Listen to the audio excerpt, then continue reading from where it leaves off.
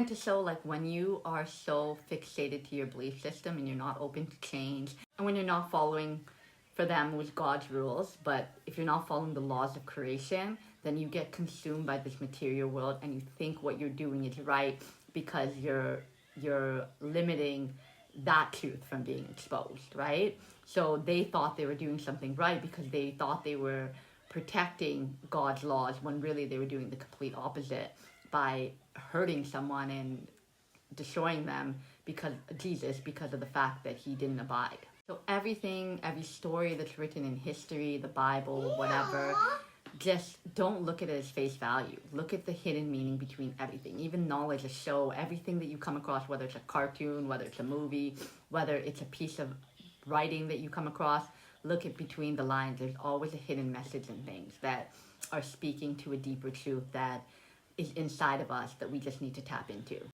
So the knowledge started to spread, and 400,000 of Noah's bloodlines just split and flipped sides and went to the Holy Land and joined forces with those who had the spark of knowledge. So then when that happened, a next full-scale war occurred. And what was at stake? Whether humanity would stay ignorant and fear forever or wake up.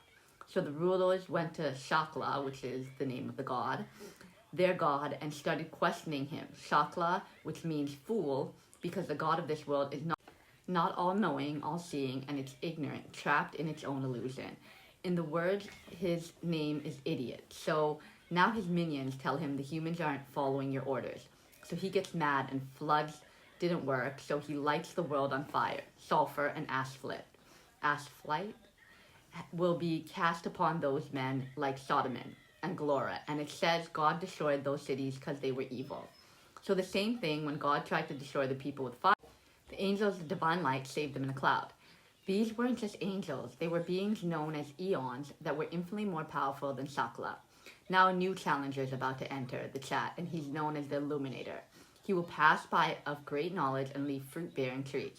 He will come to plant something, a seed of knowledge, that would grow fruits of knowledge. Forget the trees of knowledge in the garden. He was coming to plant something that was a whole forest of knowledge. And he will redeem their souls until the day of death. Those who reflect upon the knowledge of the eternal God in their hearts will not perish. The false god has built his whole kingdom of death, but the key to escaping was knowledge, not sin or worship or any of that bullshit. The ones who remembered who they were, who understood they were more than just bodies, more than just slaves to the world, they wouldn't perish because they would realize they had a spirit that wasn't from this world, that came from the true realm of light. The Illuminator will come and he will perform signs and wonders in order to scourge the powers and their ruler. The moment the Illuminator appeared, the whole system began to crack. If it was Jesus, that would make sense because he was taking a cloud of light to learn. He was knowledge, his name. So the Illuminator had greater power than Sakla. So what does Sakla do? He aroused a great wrath against that man, but the thing is, you can't destroy the truth. The power of the Illuminator would live in every human that's achieved enlightenment. So the angels and humans, Sakla's followers, get confused because the Illuminator was more powerful than him, and they were told that he was the one true God. So he punishes them for questioning him. The 12 kingdoms of Noah tried to rewrite the story once the truth is out there, can't be gotten rid of. So the first kingdom tried to say he's part of them, from the heavens, a way of saying that he belongs to us. Second kingdom said he was the son of a prophet. The third kingdom says he came from a virgin womb, he was cast out of the city, and he and his mother were brought to a desert place. He was nourished there, which was Jesus, and they think the Illuminator was Jesus, but they don't claim that the stories are actually true. Some clock he came from a drop of heaven, thrown into the sea and reborn into the abyss. Others say he was born from flowers.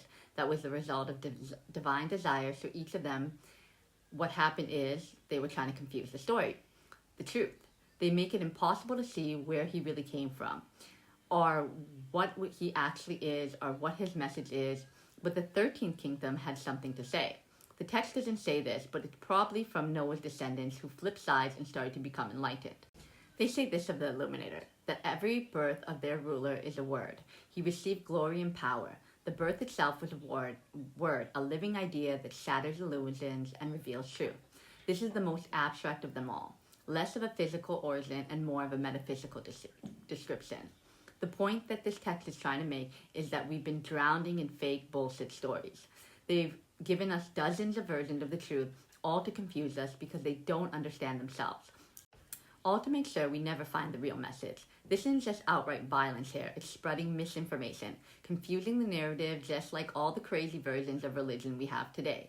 They say Apocalypse of Adam is saying, look at all these crazy stories, but no one fully knows the truth.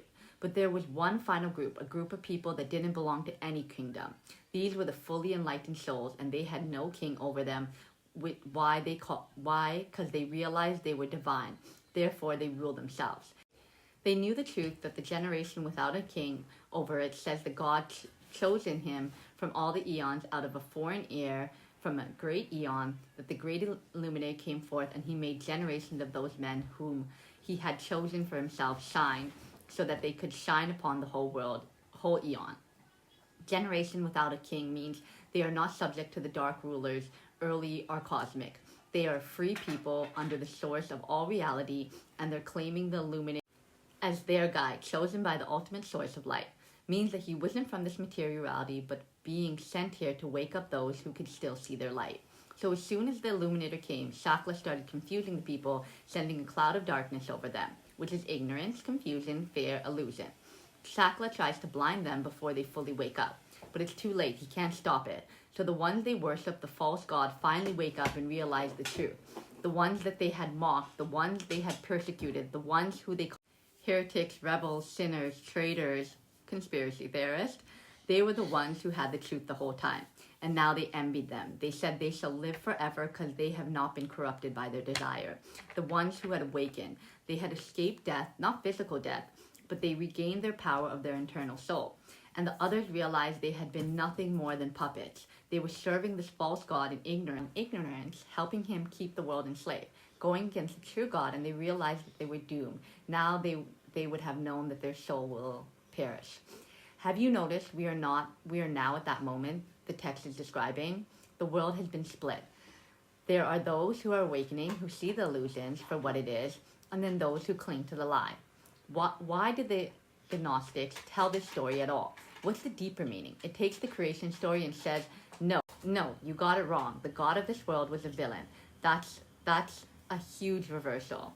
The thing is, these stories are not literally true. Adam didn't write this, of course, but these stories are meant to encode a hidden message. It isn't about ancient history or future prophecy. It's a story about you and me. So remember how Adam and Eve were a unified being, and then they were split? Well, that symbolizes the opposites within us, the split of shadow and light, mind and body, masculine and feminine, reason and intuition, that we need to heal. So what he's saying could be true, that it's just the opposites that exist in us, but it could also be that, like they talk about twin flames and stuff like that, that we are a bigger soul that's been split apart from our divine masculine, our divine feminine. Or that could all be untrue and they're doing it to confuse us, and it all exists within us. So it's like, that's why it's hard to know the truth, because we don't know. We really don't know what the truth is. We're just trying to put puzzle pieces together to find out what the truth is.